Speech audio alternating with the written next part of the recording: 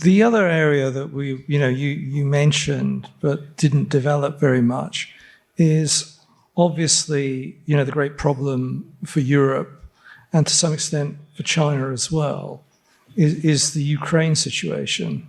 And in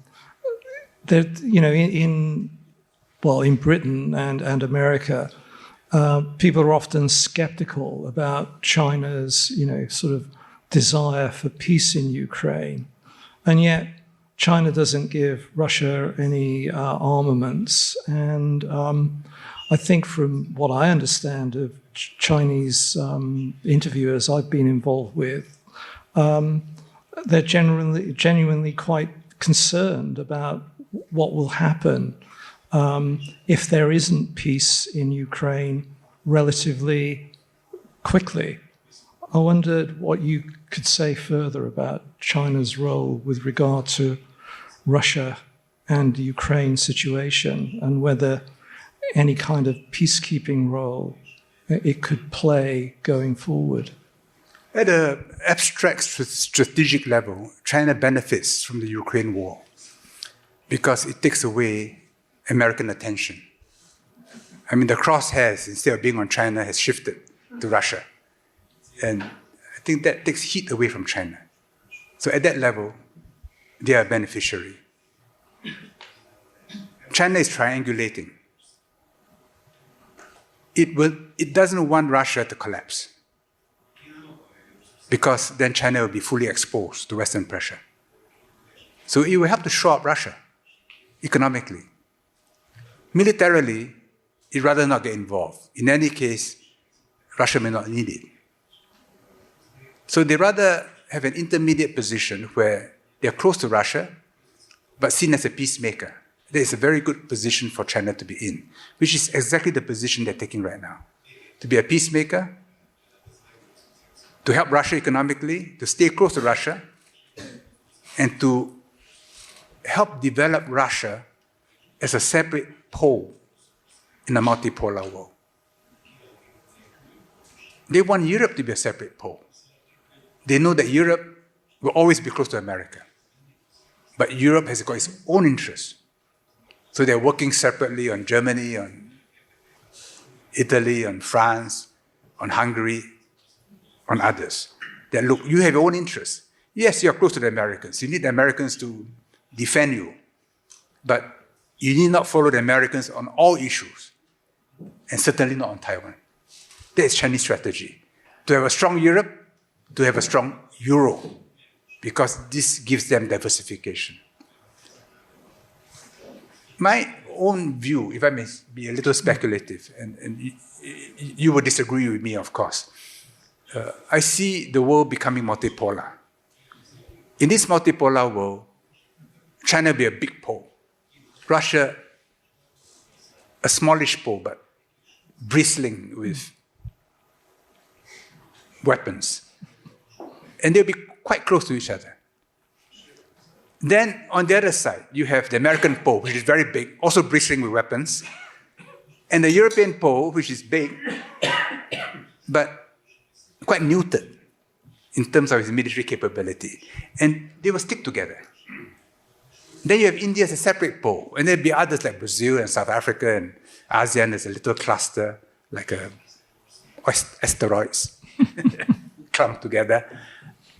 I think this would be how the world is. And synaptic connections would be very important. They will not be exclusive. They'll all be connections.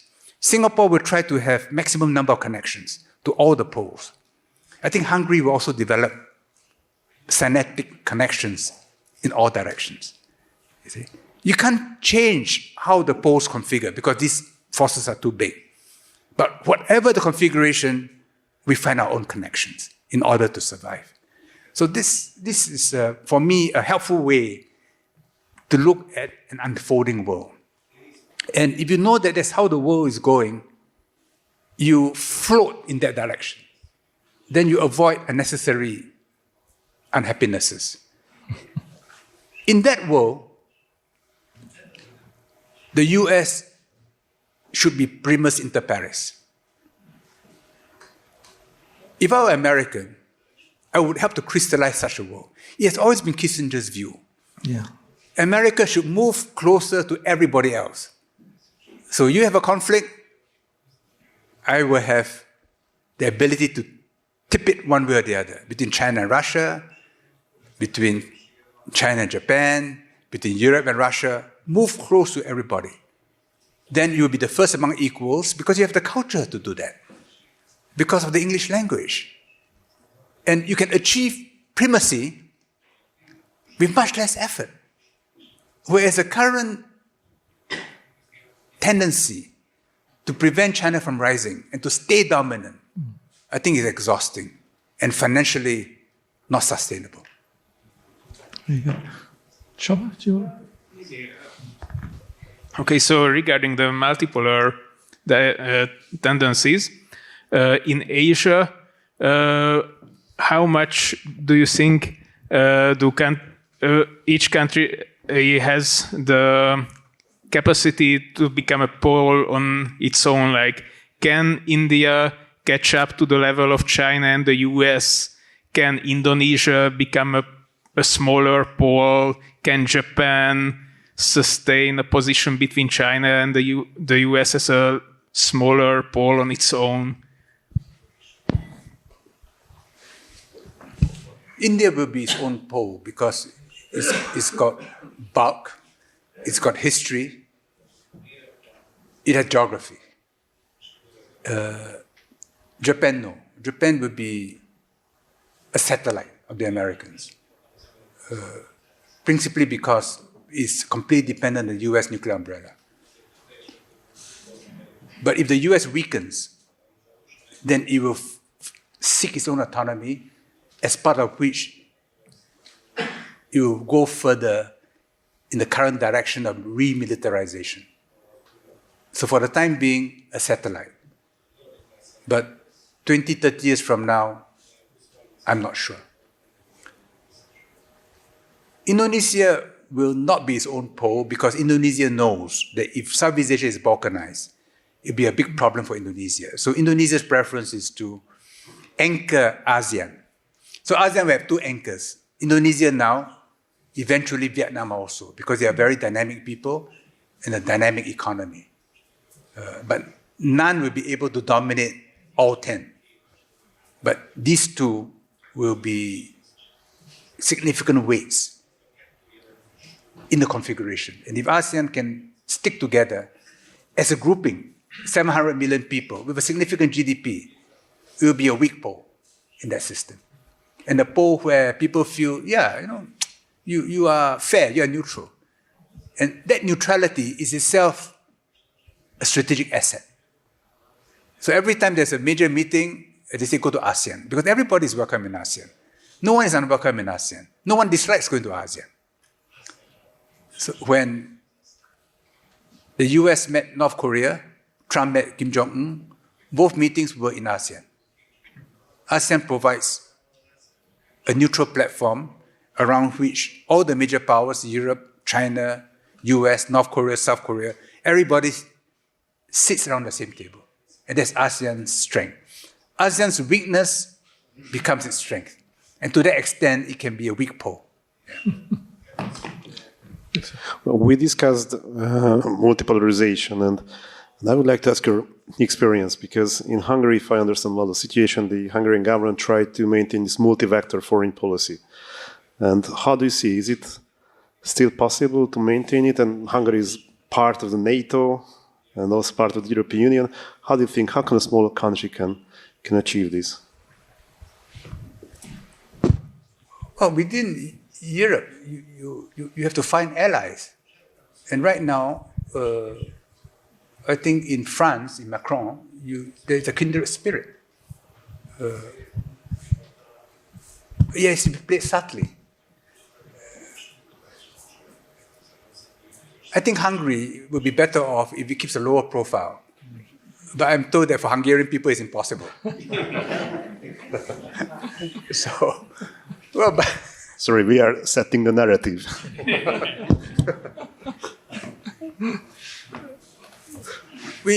Each of us has our own nature, and we cannot deny our own nature. So we have to work with it.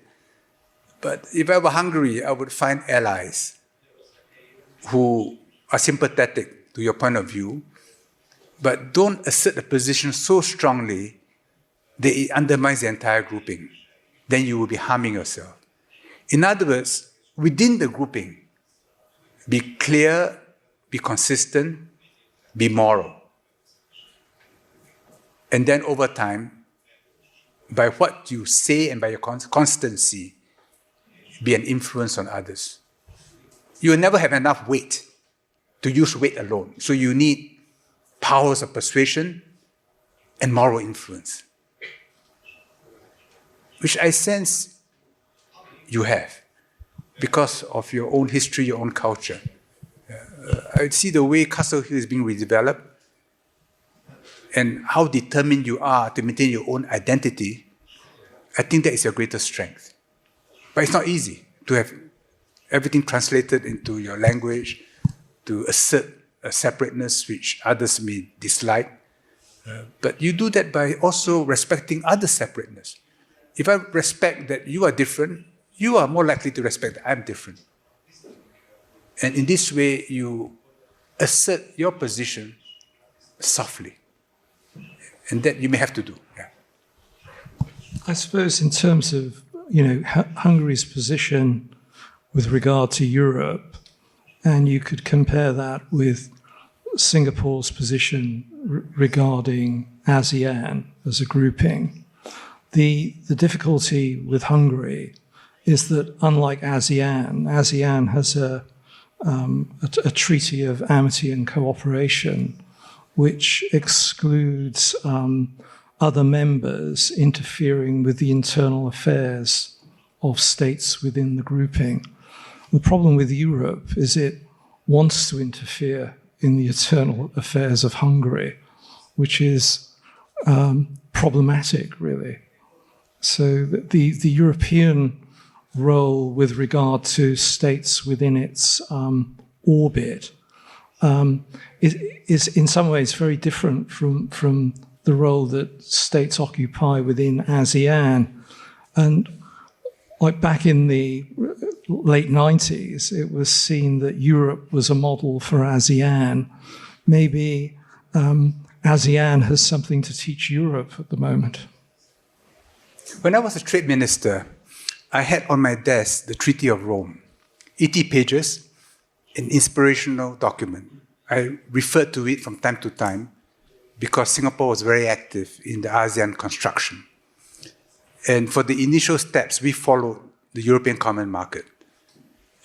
The European construction has reached such a point where it's extremely complicated, and we've decided that we will not follow Europe because it will not work for us. I'm not sure how well it's working for Europe.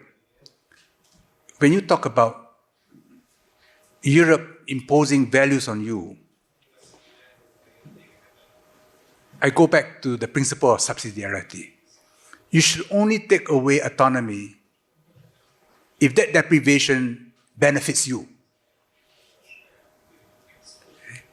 And my feeling, I've written about it, I've spoken about it, even though I'm not qualified to talk about it since I'm not European, is that Europe has departed from the principle of subsidiarity, which is its founding principle.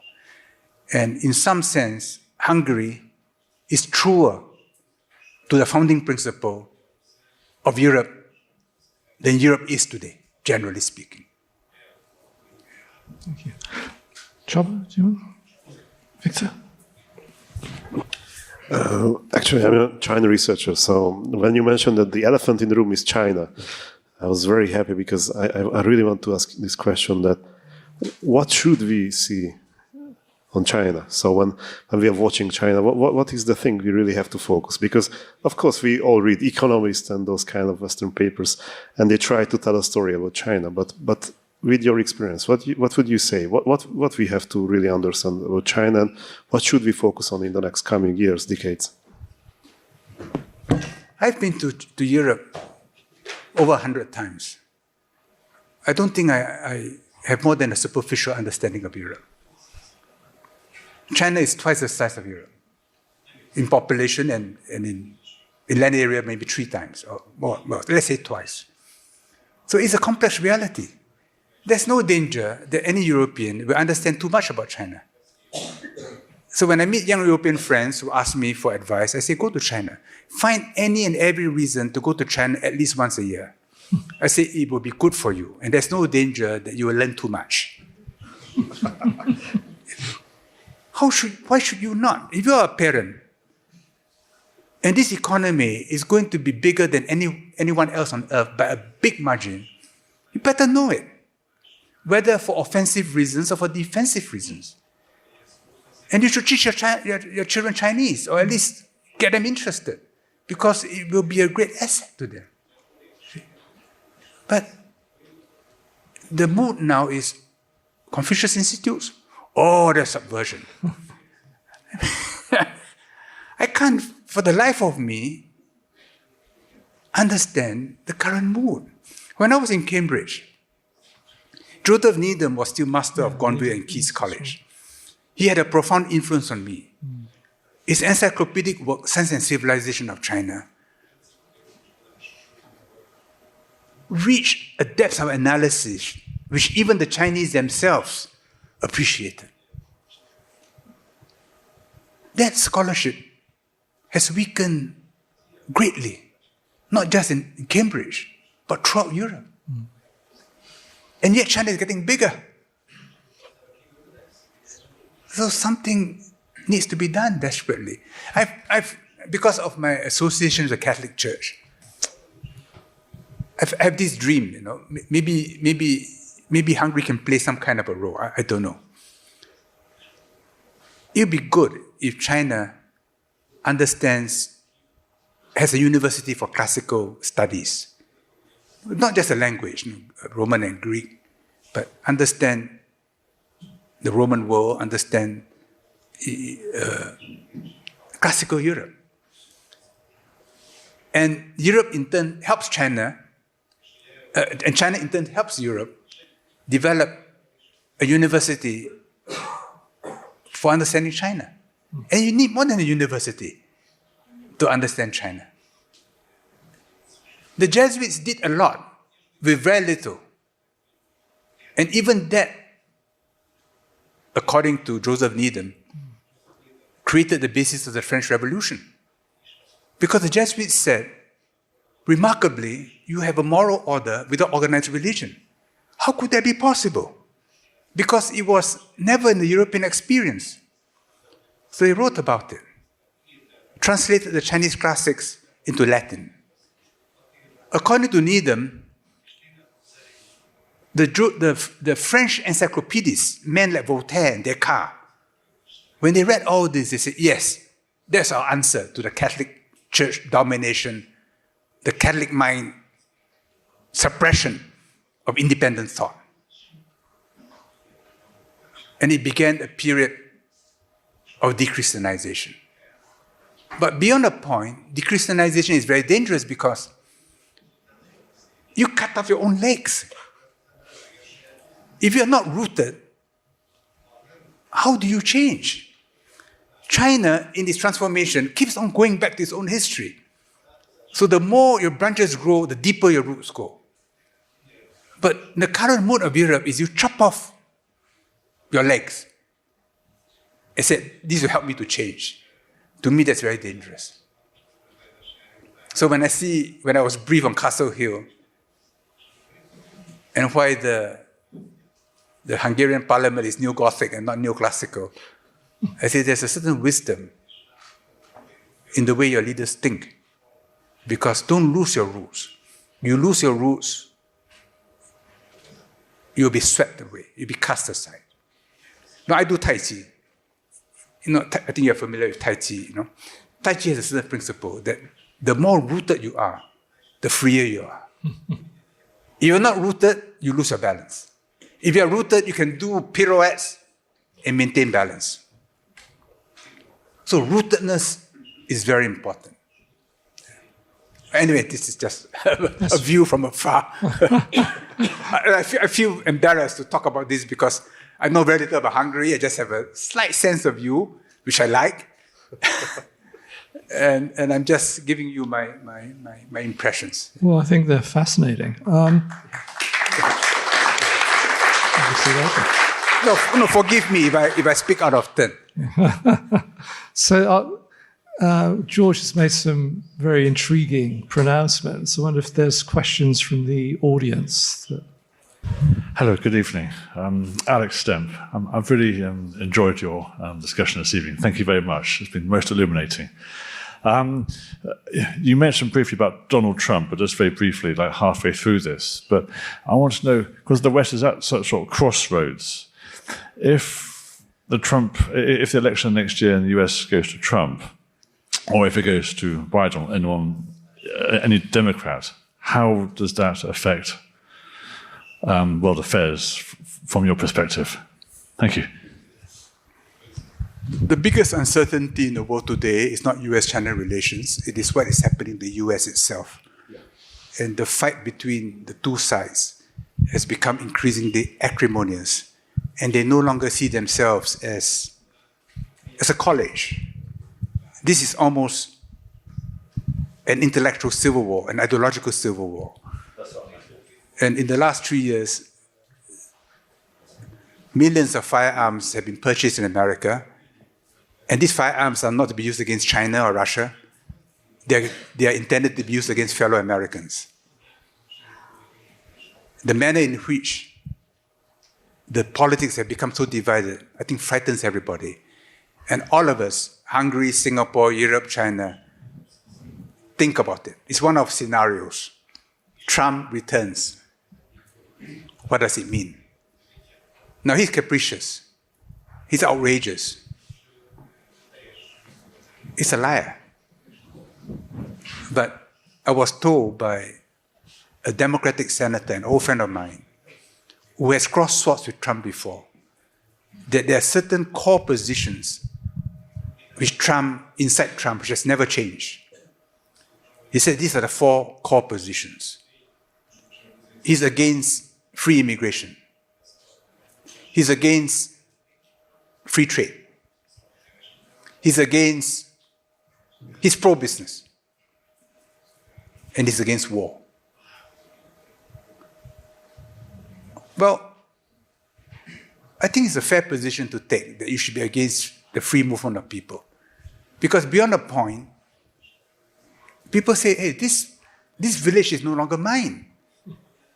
I'm no longer welcoming strangers. The strangers have taken over the village. So today, if you go to London or Paris, you have that feeling. The migrants have taken over the city. And the Chinese, they don't want Beijing and Shanghai to be like London and New York. They like their own homogeneity, the way you like your own homogeneity in Hungary. On Sunday, when my wife and I wanted to attend Mass, we were interrogated.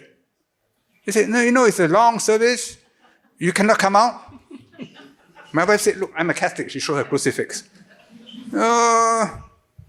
So someone intervened and said, they're dignitaries, So grumpily, we were admitted into Mass. I thought, it is a bit much, I've never had that kind of a unwelcome in other churches in the world. But maybe it's part of the Hungarian character that you want to preserve your own identity. But this is a struggle in America. Free trade. Well, beyond a point, free trade will benefit some people, they become very rich, but other people will be thrown out of work. If you don't have a long view, you will end up destroying capabilities. So in the US today, manufacturing is in decline for a long time.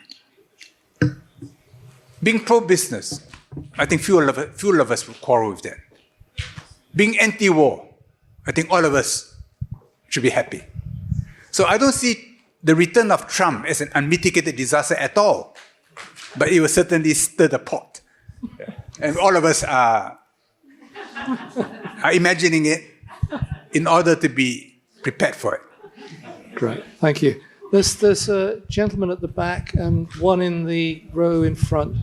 There's been a lot of talk about the Ukrainian war, but none so positive that you mentioned that according to the gentleman's understanding, you suggested that within the course of a few months, there would be a push for peace negotiations. What makes you believe that? And if you could elaborate on it, he would be grateful. I was just repeating Kissinger. He thinks that by the end of the year, there could be moves towards negotiations. And I was wondering why he chose the end of the year. At the end of the year, what happens on the battlefield will happen. Then in the US, domestic politics will preoccupy both sides.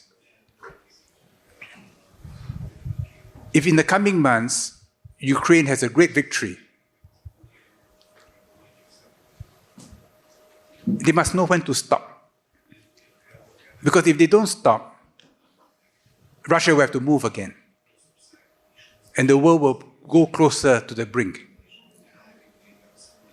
If Russia makes progress on the battlefield, I hope they know when to stop also. Because if they don't stop, there'll be a new round of escalation. And we'll also move towards the brink. So on either side, there has to be a certain realism. Emotionally, it's very difficult to accept. But in the end, you may have a Cyprus solution or a North Korean solution, which is only a ceasefire solution, not a peace agreement. I doubt if there'll be a peace agreement for decades to come. Because Europe and America cannot accept Russia winning, and Russia cannot afford to lose. But both sides can agree on a ceasefire. And there'll be intense negotiations over not just boundaries, but over the rights of populations on both sides of whatever boundary is drawn. Yeah. And in that complex situation, and negotiations may take 2-3 years, the way they did in Vietnam or Korea. Yeah. But in the end, you need negotiations. Thank you. There's a gentleman. No, just that. Oh, yeah. Thanks. Thank you. Heinrich Kreft, I'm a German diplomat, but currently professor at András University. Thank you very much for your presentation, and given your deep knowledge on China, I would like to press you a little bit more on the issue you just touched already upon.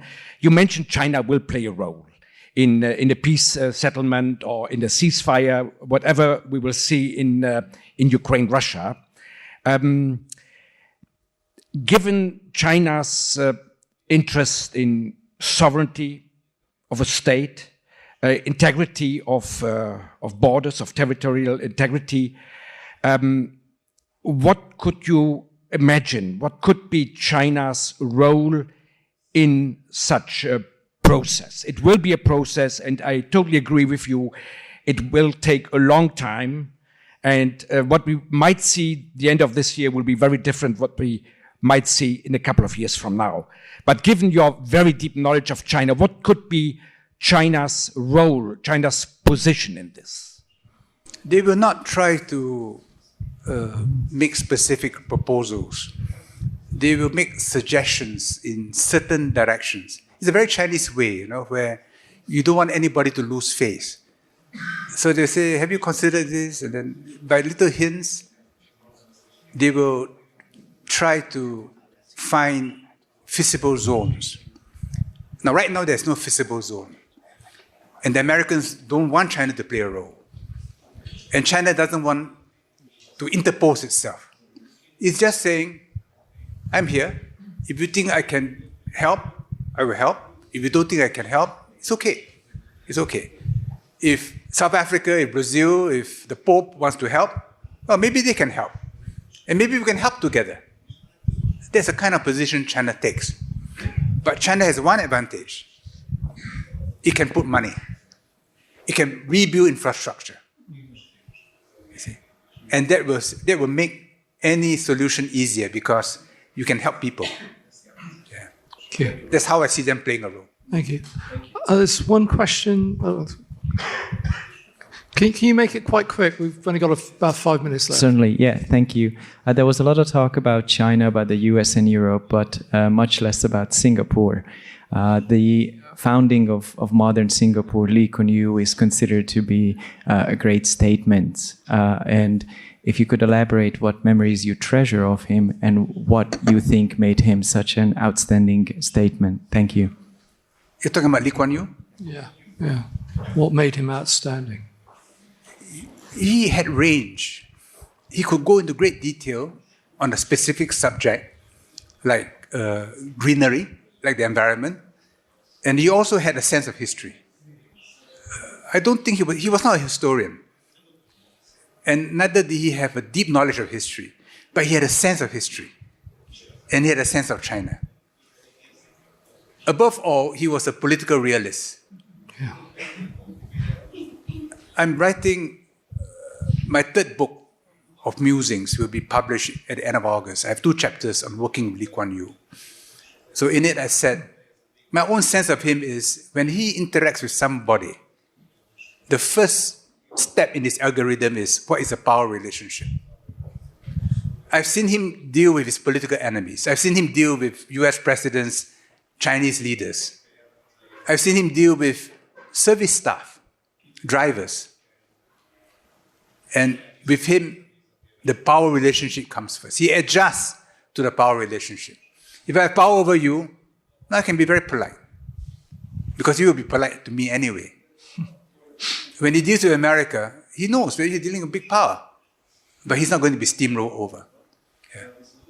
But he's a complex figure. And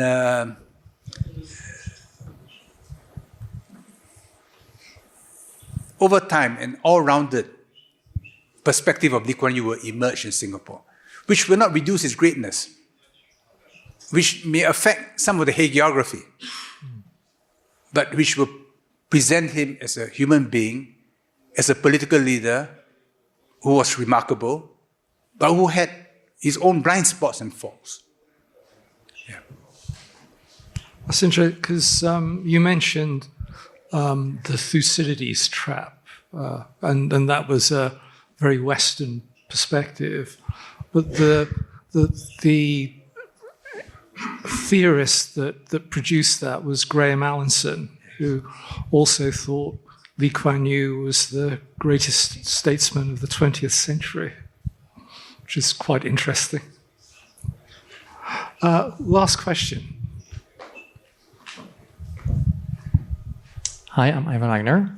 You've been around the world, know a lot of civilizations and cultures, but let's stay in Singapore. What are you most proud about to be a Singaporean?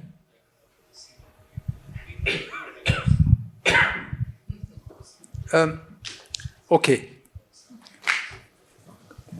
What is the Singapore idea? If you become a Singaporean, do you become smaller or do you become bigger? Let's say you're a Chinese citizen and you give up your Chinese passport and you become a Singaporean. Well, that's a big diminution. No? If you're European, you become Singaporean because we don't allow dual nationalities. So to me, a Singaporean should enlarge you, not reduce you. That if you're Hungarian, you become Singaporean. Please be Hungarian. Please be proud of your heritage. We only ask of you one thing. Have a heart big enough and a mind broad enough to accept people not like yourself. Then you become Singaporean. In other words, to be Singaporean is to add additional lines of code which link you to others. I would be proud of such a Singapore. I would not be proud of a Singapore which says, you're Hungarian, you better forget being Hungarian. You are now Singaporean. Then we become small. Yeah. This is a struggle. This is a struggle. Yeah. But one you've overcome, I think.